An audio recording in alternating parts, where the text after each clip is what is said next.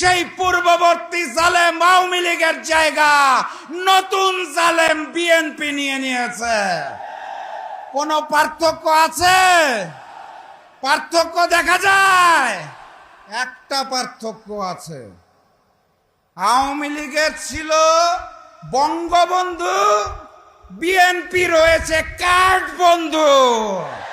তারা কথায় কথায় খালি কার্ডের ঘোষণা দেয়। মনে রাখবেন, ওই বঙ্গবন্ধুর বাকশাল টিকে নাই, কার্ড বন্ধুর টাকশালও টিকবে না ইনশাল্লাহ।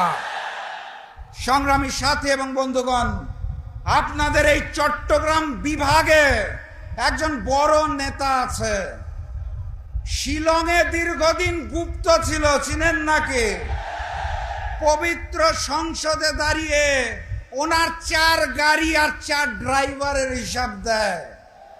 আইন শৃঙ্খলা পরিস্থিতির হিসাব দিতে পারেন না।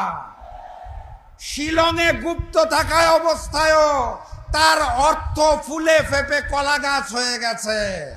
জনগণ একদিন হিসাব নেবেন। ওনার বক্তব্য শুনে মনে হয় বাংলাদেশের স্বরাষ্ট্রমন্ত্রী নয়, ভারতের মুখ্যমন্ত্রী কথা বলছেন।